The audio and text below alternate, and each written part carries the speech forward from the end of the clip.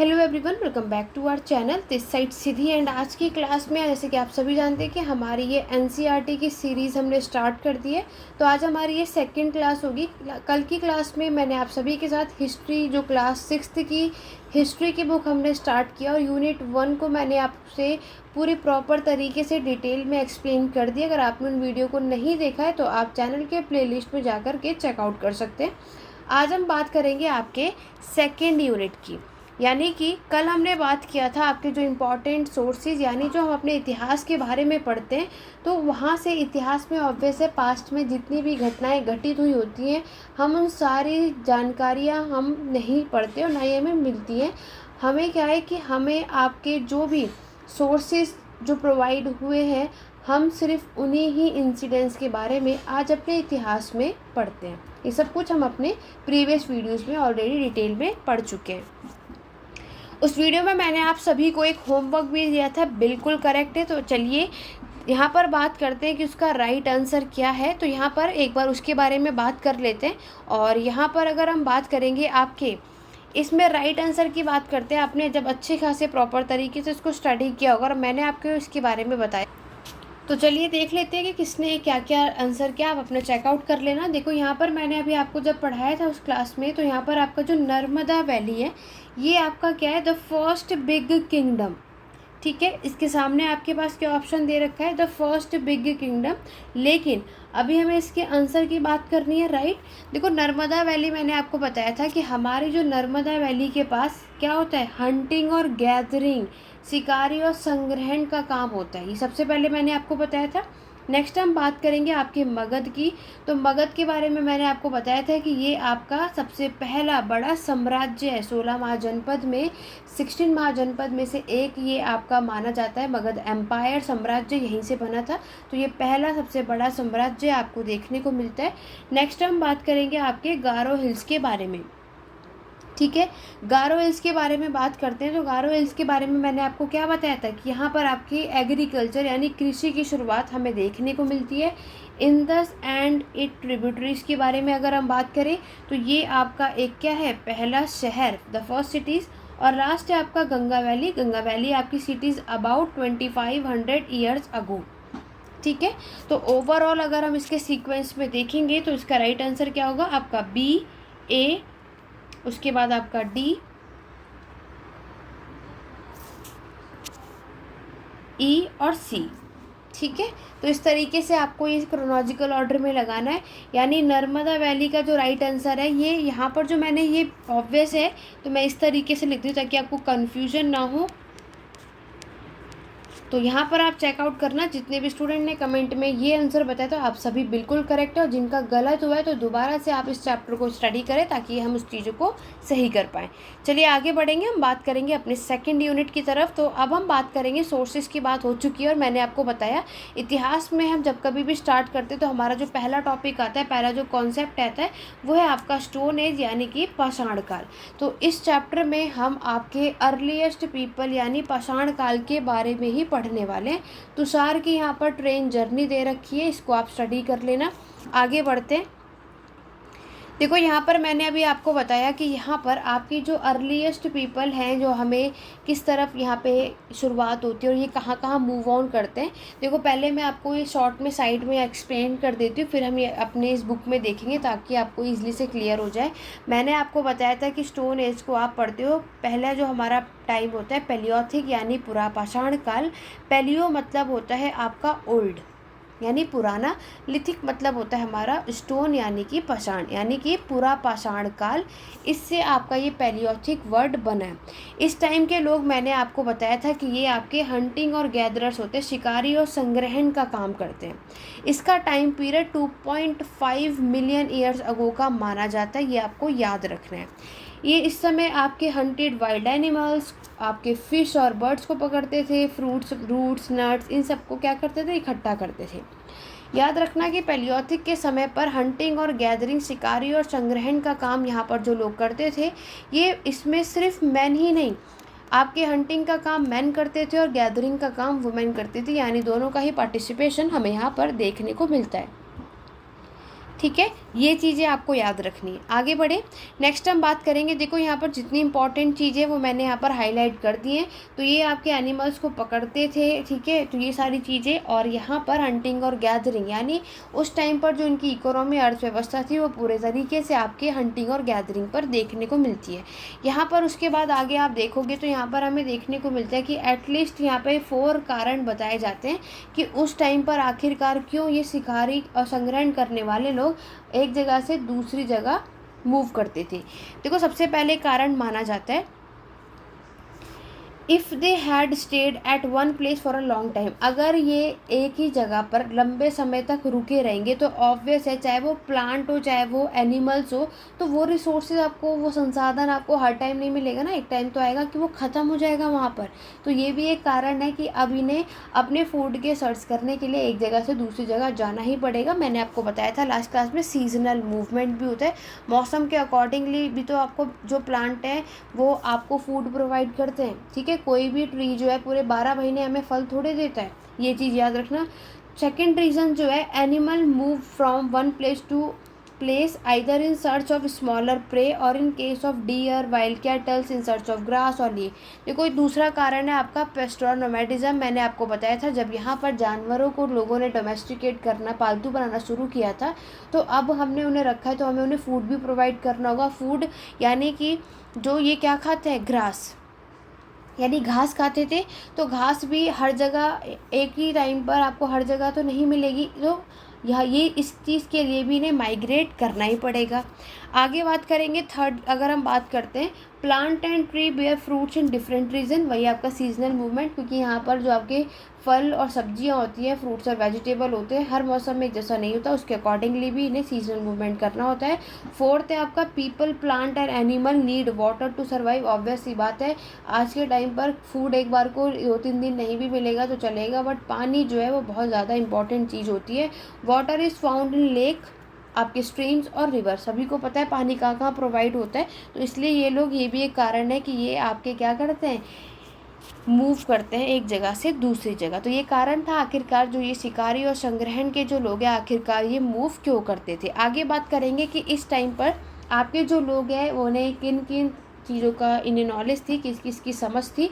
मैंने आपको पहले भी बताया था, याद रखना, पैलियोथिक पुरापाषाण काल के समय पर जो लोग हैं इन्होंने आपके डॉग को डोमेस्टिकेट किया था। फर्स्ट एनिमल है जो डोमेस्टिकेट हुआ था, इसका यूज़ आपके हंटिंग और गैदरिंग के टाइम पर, यानी हंटिंग यानी शिकार के पर्पज़ के लिए किया गया। आपके पैलियोथिक पुरापाषाण काल के समय पर इन लोगों ने जो अपने हथियार, जो उपकरण बनाए थे वो पत्थरों के थे। पत्थरों के साथ याद रखना वो हड्डियों के भी मिलते हैं और आपके लकड़ियों के भी मिलते हैं। स्टेटमेंट में आएगा तो तीनों सही है, स्टोन, वुड और बोन्स। इस टाइम के जो टूल्स होते हैं उसको आप किसके नाम से जानते हो, क्वेटिस टूल्स। तो अगर आपसे पूछा जाएगा क्वेटिस उपकरण का उपयोग कौन से पाषाण काल में किया जाता है, तो राइट आंसर पैलियोथिक होगा। क्वेटिस का मतलब होता है आपके बड़ा यानी कि लार्ज, रफ यानी कि खुरदरा और आपका हैवी यानी कि भारी। इस तरीके के जो उनके टूल्स यानी उपकरण होते थे उसे क्वेटिस टूल्स के नाम से हम सभी जानते हैं। नेक्स्ट याद रखना है, पैलियोथिक यानी पुरापाषाण काल के समय के जो लोग हैं वो आपके टेम्पररी सेटलमेंट थे, यानी कि अस्थायी थे। अस्थायी मतलब कि वो आपके रॉक शेल्टर में, केव्स में, गुफाओं में, ओपन एयर में, जंगलों में रहते थे, एक जगह से दूसरी जगह माइग्रेट करते थे, इसीलिए ये लोग परमानेंट यानी एक जगह स्थायी जो है वो सेटल नहीं थे। ये सारी बातें आपको याद रखनी है। किसमें, पैलियोथिक में। टूल्स आपने देखा, आगे बढ़े। टूल्स आप सभी यहाँ पर देख सकते हो कि किस तरीके के टूल्स का यूज़ इन्होंने यहाँ पर किया था। मैं यहाँ पर आपको मेंशन कर देती हूँ आखिरकार इन्होंने अपने टूल्स का यूज़ किस काम के लिए किया होगा। आप सभी को मैंने बताया कि हंटिंग का काम इन्होंने किया है, तो ऑब्वियस है कि ये अपने मीट को कट करने के लिए। बोन्स आपने देखा, स्क्रैप बार की जो ट्रीज से आपको देखने को मिलता है। एनिमल्स की जो स्किन होती है उसे हाइड्स कहते हैं, ठीक है, ये याद रखना है आपको। फ्रूट्स और वेजिटेबल्स, आपके रूट्स, इन सबको चॉप करने के लिए आप यहाँ पर ये देखोगे। फिर मैंने आपको बताया लकड़ियों का भी यूज़ किया जाता था, आपकी जो झोपड़ियाँ जो ये टेम्प्ररी बनाते थे इस पर्पस के लिए, ठीक है। टूल्स में भी मिलेगा, जो यहाँ पर आपके टूल्स बने होते हैं जो उसकी हैंडल होती है, तो उसका हैंडल आपको लकड़ी का देखने को मिलता है, ये याद रखना। आगे बढ़ेंगे। फिर यहाँ पर बात आती है कि आखिरकार इन्होंने अपने टूल्स उपकरण का यूज किस चीज़ में किया था। तो याद रखना, एक तो आपके डिगिंग खुदाई करने के लिए और स्टिचिंग करने के लिए, ठीक है, सिलने के लिए जिसे आप कहते हो। तो एंड क्योंकि आपको एक चीज़ और याद रखना, देखो पैलियोथिक पुरापाषाण काल के समय पर याद रखना, इसको हम आइस एज यानी हिमयुग के नाम से जानते हैं। इट मीन्स आपको एक बात समझ आ रही है कि इस समय का जो क्लाइमेट है वो बहुत ही ज़्यादा क्या होगा, ठंडा होगा, कोल्ड क्लाइमेट होता है। तो ठंडे मौसम में ऑब्वियस है अब इन्हें कपड़े चाहिए वियर करने के लिए। वो कहाँ से आते हैं, तो ये एनिमल के स्किन यानी शिकारी करने का ये भी एक कारण माना जाता था कि ये जानवरों की स्किन को वियर किया करते थे। तो जो कि आप देख ही रहे हो कि वो स्टिच कर रहे हैं। तो यहाँ पर टूल का यूज़ डिगिंग और स्टिचिंग के काम के लिए किया जाता था, ठीक है। तो ये सोर्स ऑफ वाटर आपने देखा आपके रिवर्स लेक से मिलता है। अब यहाँ पर आपको कुछ साइट्स नज़र आ रही होंगी मैप में, इसको याद रखना बहुत इंपॉर्टेंट है एग्जाम पॉइंट ऑफ व्यू से। आपको जो ये रेड वाला दिख रहा है यानी कि ये भीमबेडका, आपके हुंस की, आपके कुरनोल केव्स, ये सारी की सारी आपकी पैलियोथिक पुरापाषाण काल की साइट्स हैं। क्लियर हो गया। भीमबेडका आप सभी को पता है, जल्दी से कमेंट करके बताएंगे कि ये कहाँ पर पड़ता है और आपको यहाँ पर क्या क्या चीज़ें फाउंड हुई थी। उसके बाद जो ये आप लोग बुर्ज हो, मेहरगढ़, ये सब आपकी न्यूरोथिक की साइट है, नवपाषाण काल की। मेहरगढ़ ये पहले आपकी साइट है जहाँ पर एग्रीकल्चर यानी खेती की शुरुआत हुई थी। इसका एविडेंस आपको मिला था। इसका टाइम पीरियड 7000 ईसा पूर्व का माना जाता है। मैंने आपको बता ही दिया था कि वीट और बार्ले ये सबसे पहली ऐसी फसलें जिनको उगाया गया था। तो वीट और बार्ले, गेहूँ और जौ याद रखना, मेहरगढ़ में आपको इसका एविडेंस देखने को मिलता है। उसके बाद आप जो यहाँ पर देख रहे हो ग्रीन यानी कि आपका ब्रह्मगिरी हुआ, ठीक है। ये सारी साइट्स आपकी मेगालिथिक की हैं। ये सारी बातें आपको याद रखनी मैप में, बहुत इंपॉर्टेंट है। इसको डिटेल में आगे देखते हैं। भीमबेडका को ज़रूर करना है, स्किप मत करना है, एग्जाम में आपके ज़रूर पूछा जाता है और ऑलरेडी पूछा गया है।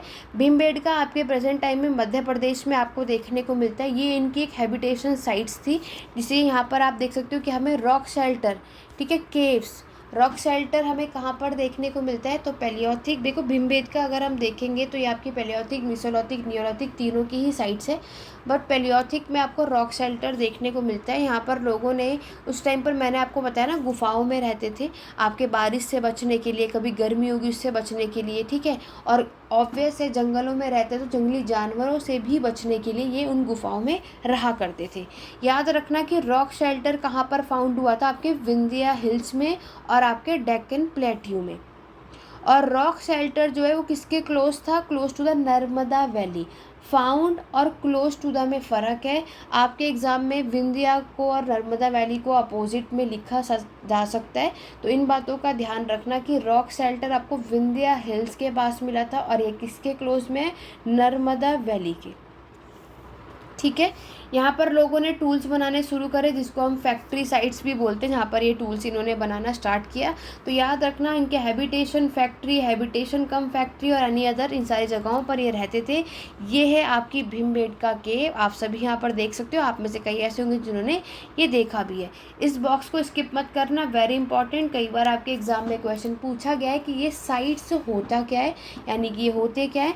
देखो sites are place where the remains of thing. Sites वो जगह होती है जहाँ पर हमें कुछ चीज़ें मिली होती है, लाइक आपके कुछ टूल्स यानी कुछ उपकरण, आपके कुछ बर्तन, जो बिल्डिंग, ये सारी चीज़ें जहाँ पर हमें मिलनी जाती हैं उसे हम साइट्स कहते हैं।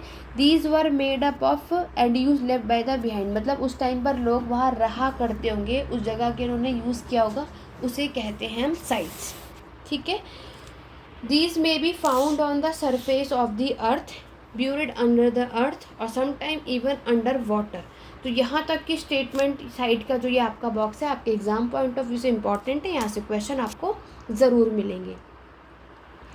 अब हम बात करते हैं इस टाइम पर जो आपके टूल्स उपकरण का उपयोग किया गया था वो कैसे थे। देखो पहले जो आपके टूल्स होते थे, मैंने आपको बताया पत्थरों के, पाषाण के आपको देखने को मिलते हैं, जिसे आप पेबल कहते हो, ठीक है। सबसे पहले आपका कोर, ठीक है। तो यहाँ पर अनदर स्टोन जो था वो था आपका हैमर। एक हाथ में आपके कोर को पकड़ा जाता था, दूसरे हाथ में आपके हैमर को पकड़ा जाता था। सेकंड स्टोन वाज यूज आपका फ्लेक्स, ठीक है। जो साइड में आप देखते हो ना, आपके जो पत्थर होता है उसकी जो साइड में जो उसको तोड़ा जाता है तो वहाँ से शार्प होता है, उसे फ्लेक्स कहते हैं।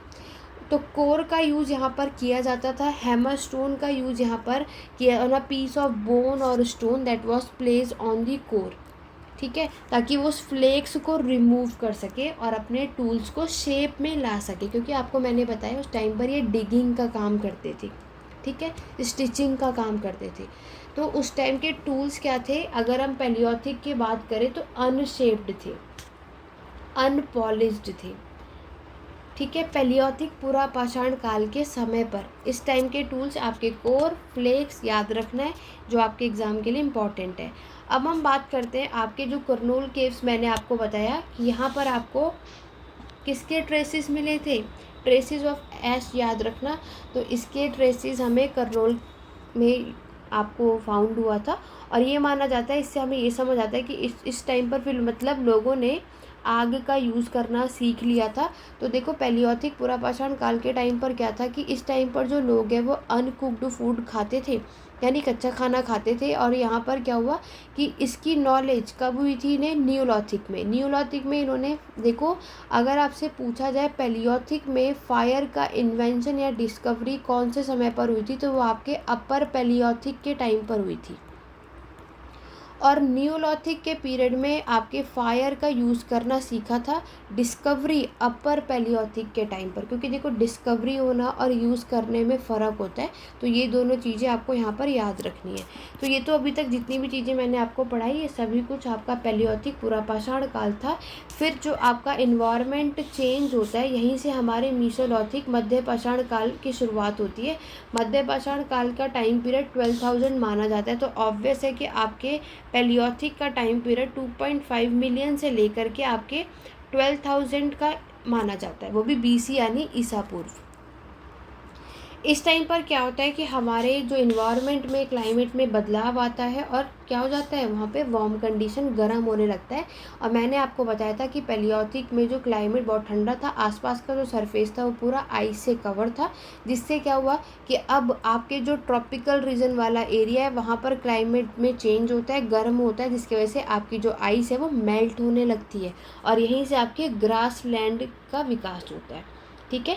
आपने देखा होगा कि कभी भी किसी भी जगह पर कहीं पे पानी इकट्ठा हुआ रहता है, और वहाँ पर फिर जब पानी इकट्ठा होने के बाद जब वो पानी जो सूख जाता है, तो वहाँ पर क्या ग्रीनरी आपको नज़र आएगी, है ना। बस वही चीज़ यहाँ पर इन्होंने ये बात कही है। और इस टाइम पर मीसोलॉथिक मध्यपाषाण काल में आप देखोगे गॉड, शिप, कैटल्स, ये सारे योग, क्योंकि ये सभी वेजिटेरियन है, आपके घास को ही खाते थे, और इसीलिए डोमेस्टिकेशन आप ये सारी चीज़ें देखते हो। फ़िशिंग मैंने आपको बताया बहुत इम्पॉर्टेंट चीज़ थी और है भी। और फिशिंग की शुरुआत मैंने आपको अभी मेंशन किया, एग्ज़ाम में पूछा भी जा चुका है। आपके मीसोलॉथिक मध्यपाषाण काल में हमें ये चीज़ देखने को मिलती है। वीट, बार्ले, राइस, ये भी यहाँ पर ग्रो किया गया, ठीक है। ये सारी चीज़ें आपको याद रखनी है। और अब आगे बढ़ेंगे, तो ये जो मैंने आपको चीज़ें ऊपर ही मेंशन कर दी हैं, तो ये सारी चीज़ें आपको यहाँ पर याद रखना है कि यहाँ पर आपके पैलियोथिक पुरापाषाण काल जो है ये आपके दो ग्रीक वर्ड से बना है। पैलियो मतलब पुराना, लिथोस मतलब आपका पाषाण यानी पत्थर, ठीक है। पैलियोथिक पीरियड का टाइम पीरियड 2.5 मिलियन से 12,000 है, वो भी मैं मेंशन कर चुकी हूँ। पैलियोथिक को आप 3 पार्ट में पढ़ते हो, लोअर, मिडल और अपर। अपर पैलियोथिक में आपके फायर का इन्वेंशन हुआ था, याद रखना, ठीक है। आपके फायर का आविष्कार, डिस्कवरी अपर पैलियोथिक में हुआ था। एग्ज़ाम में कई बार ये पूछा जा चुका है कि इन तीनों स्टोन एज में से सबसे लॉन्ग टाइम जो है किसका समय माना जाता है, और वो है आपका पैलियोथिक। पैलियोथिक पुरापाषाण काल आपका सबसे लंबे समय था जहाँ पर लोगों ने सर्वाइव किया था, ठीक है। 99% ऑफ ह्यूमन हिस्ट्री सबसे longest span of time cover करता है। उसके बाद जब आपका मौसम बदला तो आपकी मीसोलॉथिक मध्यपाषाण काल की शुरुआत होती है। 12,000 से 10,000 का टाइम पीरियड मध्यपाषाण काल का माना जाता है। और जनरली अब इस टाइम पर जो पत्थर यानी जो आपके टूल्स थे वो छोटे कर दिए गए, इसीलिए अब इस टूल का नाम माइक्रोलिथिक हुआ। माइक्रोलिथिक मतलब आपके अब जो टूल्स हैं उन्हें क्या कर दिया गया, आपके छोटे छोटे यानी स्मॉल पीसीस में कर दिए गए थे। और अगर क्वार्टिज का नाम आएगा तब आपको क्या समझ आएगा, इस टाइम के जो पत्थर होते थे वो यानी जो टूल्स होते थे वो बड़े होते थे, और ये आपको पैलियोथिक के टाइम पर मिलेगा। माइक्रोलिथिक पूछेगा तो राइट आंसर क्या होगा आपका मीसोलॉथिक, ठीक है। तो ये सारी बातें आपको याद रखनी है। फिर नेक्स्ट आपकी शुरुआत होती है नवपाषाण काल की। नवपाषाण काल का टाइम पीरियड 10,000 का माना जाता है। इस टाइम पर मैंने आपको बताया कि लोगों ने आपके एग्रीकल्चर यानी कृषि की शुरुआत कर दी थी। सबसे पहले वीट और बार्ले यहाँ पर इन्होंने कल्टीवेट किया था। ठीक, यहाँ तक क्लियर हो गया। अब हम बात करते हैं आपके रॉक पेंटिंग की। देखो, कोई भी वीडियो को स्किप मत करना और ना ही इसको स्पीड में देखना। पूरी कोशिश करो जितना मैंने आपको बताया, और ये अंडरलाइन जो हाईलाइट किया है इसको कवर कर लोगे। एनसीईआरटी का कोई क्वेश्चन नहीं होगा जो आप ना कर पाओ। ठीक है, और कोई डाउट है तो आप कमेंट करके पूछ सकते हैं, आपके सारे डाउट को क्लियर किया जाएगा। और अदरवाइज टेलीग्राम चैनल को ज्वाइन कर लो, वहाँ पर भी आप अपने डाउट को पूछ सकते हैं। देखो, आपके रॉक शेल्टर मैंने आपको बताया कहाँ पर हमें मिला था, भीमबेटका में, राइट। भीमबेटका आपकी पैलियोलिथिक साइट है, वैसे तो तीनों ही साइट है। तो ये आपके एग्जाम में पूछा जाता है कि आपकी गुफाएं यानी जो हमें इन गुफाओं के वॉल्स पे पेंटिंग्स भी आपको देखने को मिलती है। ठीक है, और मध्य प्रदेश यानी भीमबेटका मैंने आपको बताया, और साउथर्न उत्तर प्रदेश भी आपको मिलेगी। इन पेंटिंग्स में इन्होंने वाइल्ड एनिमल को शो करा है, drawn with great accuracy and skill. तो आज के टाइम पर हम तभी ये पढ़ पाते हैं कि आपके स्टोन एज के टाइम पर कौन कौन से जानवर एनिमल आपको देखने को मिलते हैं। ये सब कुछ पेंटिंग भी, क्योंकि मैंने आपको बताया ना आपका एक इम्पॉर्टेंट सोर्स है, ये चीज़ें आपको याद रखनी है। ठीक है, बस यही सारी इंपॉर्टेंट चीज़ें थी आपके इस चैप्टर से रिलेटेड। तो ओवरऑल आपको क्या समझ आया कि हमने देखा कि यहाँ के लोग हंटिंग का काम करते हैं, गैदरिंग का काम करते हैं, फिर आपके डोमेस्टिकेशन ऑफ प्लांट और एनिमल आपने देखा, ऑफ स्टोन टूल्स आपने देखा, फिर केव्स के वॉल पे पेंटिंग देखी, एग्रीकल्चर देखा, फिर लोग इकट्ठे हुए, ये सारी बातें आपने देखी। देखो, न्यूलिथिक नवपाषाण काल का जो आपका समय है, ये वो समय है जब आपके एग्रीकल्चर कृषि की शुरुआत होती है। तो इस टाइम पर लोग आपके परमानेंट यानी स्थायी परमानेंट सेटल हो जाते हैं। अभी तक टेम्पररी थे, एक जगह से दूसरी जगह घूमते थे, लेकिन अब एक जगह क्या हो जाएंगे, सेटल हो जाएंगे। ठीक है, देखो ये वाला बॉक्स बहुत इंपॉर्टेंट है, कई बार आ चुका है, आगे भी आने के चांसेस है। ऑस्ट्रिच पूछा जाता है हमारे इंडिया में ये कहाँ पर फाउंड हुआ। तो पहला पॉइंट, ये आपके पुरापाषाण काल के समय पर मिलेगा। लार्ज क्वांटिटी आपको ऑस्ट्रिच एग के जो सेल्स है वो आपके पटने यानी महाराष्ट्र में देखने को मिलते हैं। Very very important. ठीक है, कई बार आ चुका है सीटेट के एग्ज़ाम में। और नेक्स्ट है आपकी जो साइट है आपकी होंगी वो भी पैलियोलिथिक साइट है। यहाँ पर आपको लार्ज नंबर ऑफ़ टूल्स, आपके एक्टिविटीज़, ये सारी चीज़ें हमें यहाँ पर देखने को मिलती है। और यहाँ पर हैबिटेशन कम फैक्ट्री साइट, जहाँ पर मैंने आपको बताया कि ये स्टोन टूल्स बनाया करते थे, वो सारी बातें। और ज़्यादातर टूल्स, ये भी एग्जाम में आ चुका है, इंपॉर्टेंट है, जो ज़्यादातर जो टूल्स ये लोग बनाते थे किसके बने हुए होते थे, लाइम स्टोन। देखो, इस पर कोई फोकस नहीं करता। ठीक है, आप लोग भी जब एनसीईआरटी पढ़ेंगे ये पढ़कर जाएंगे, लेकिन जब क्वेश्चन की बात आएगी तो सभी गलत करके आते हैं। क्यों? क्योंकि मेन चीज़ें देखो, आपको पूरे चैप्टर के लाइनें नहीं रीड आउट करनी। ये सीरीज़ मैं आप सभी के लिए इसलिए लेकर के आई हूँ कि पूरी एनसीईआरटी अब आपको रीड करने की ज़रूरत नहीं है। इस वीडियो को कम्प्लीटली देखो, ये पीडीएफ मैं आपको शेयर कर दूँगी, और जितनी भी चीज़ें मैंने अंडरलाइन और हाईलाइट कर रखी है इसको अपने एग्ज़ाम पॉइंट ऑफ व्यू के लिए अपने माइंड में प्रॉपर तरीके से इसको याद कर लो।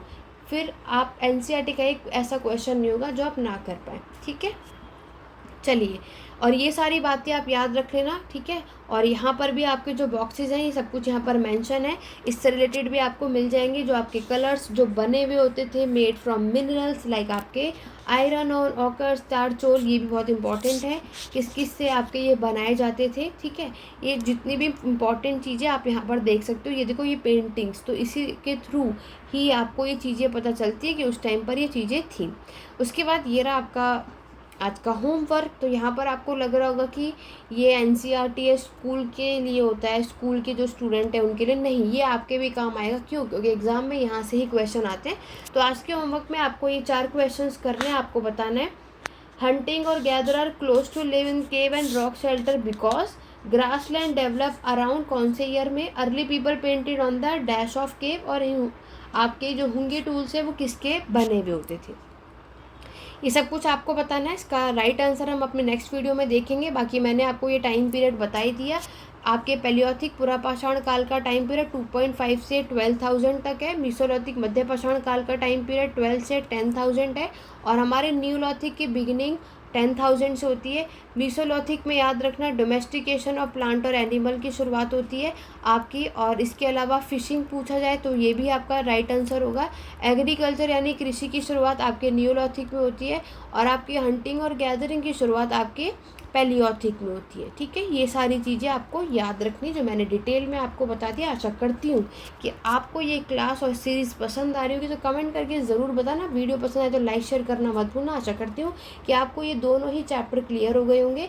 इसी तरीके से हम अपनी सीरीज़ को कंटिन्यू रखेंगे, तो अपना ज़्यादा से ज़्यादा वीडियो को शेयर करो ताकि और भी स्टूडेंट की हेल्प हो सके। और ये जो NCERT की सीरीज़ हो रही है सिर्फ आपके CTET ही नहीं, आपके हर एक टेट और हर एक एंट्रेंस या कॉम्पिटिटिव एग्ज़ाम के लिए हेल्पफुल होंगे, क्योंकि NCERT आपका ऐसा सोर्स है जो हर एक एग्ज़ाम के लिए हमें पढ़ना ही पड़ता है। ठीक है, तो इससे रिगार्डिंग कोई डाउट हो तो कमेंट करके पूछ सकते हो। क्लास कैसे लगी कमेंट करके ज़रूर बताना। तो चलिए स्टूडेंट, आज की क्लास में बस इतना ही। मिलते हैं अपने नेक्स्ट वीडियो में। Thank you for watching.